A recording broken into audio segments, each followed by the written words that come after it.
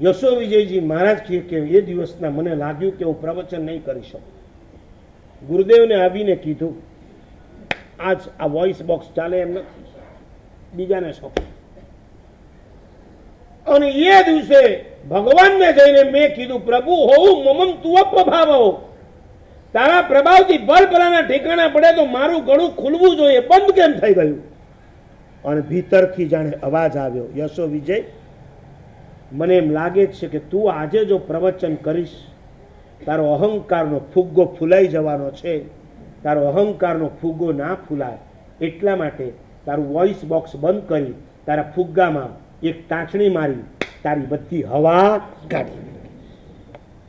अपना मन का हुआ तो अच्छा है और ना हुआ तो सिर्फ. भगवान ते મને અહંકારના પાપથી મુક્ત કરી દીધો. હું મમમ આ ગળું પણ જો બંધ થાય તો કોના પ્રભાવે? તારા છે. બોલવું અલગ વાત છે, ઉતારવું અલગ વાત છે. આ પ્રભાવની તાકાત છે. હું અલ્ટિમેટલી તમારા ભીતરમાં પ્રભુના પ્રભાવની સ્થાપના કરવા આવ્યો છું.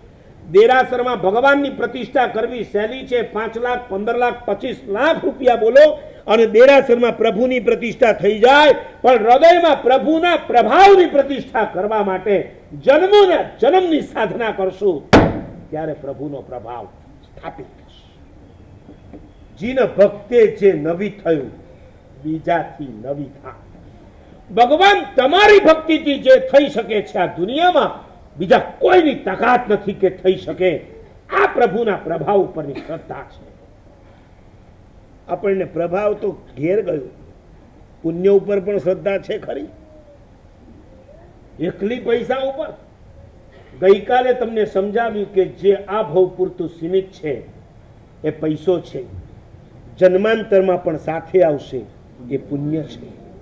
જે તમારી સાથે નિરંતર આવવા તૈયાર છે એની તમે ઉપેક્ષા કરો છો.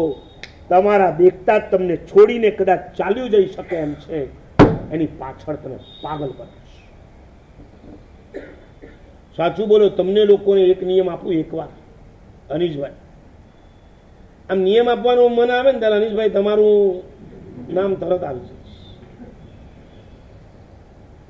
એક દિવસ એવું નક્કી કરો કે 5 લાખનો સોદો થઈ ગયો, સમજો 12 વાગ્યામાં, ઓફિસ બંધ, દુકાન છે, 50,000 રૂપિયા કમાઈ ગયા, 12 વાગ્યામાં જ દુકાન બંધ છે. તૈયારી? મારા પુરુષાર્થ કરતા મને વધારે મળી ગયું છે. આજે તો કમસે કમ હું મારા અર્થ પુરુષાર્થ ઉપર કંટ્રોલ કરું. ઉલટું શું કે ખબર છે? આજે આપણા સ્ટાર જોરમાં છે.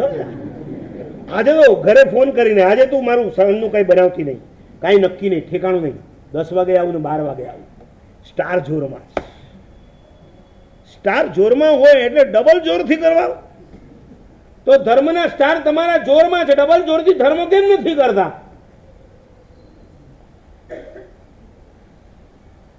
પુણ્ય ઉપરની તમારી શ્રદ્ધાની કમી છે. એક વાત લખી રાખો, તમને બધા વગર ચાલશે, પુણ્ય વગર નહીં ચાલે.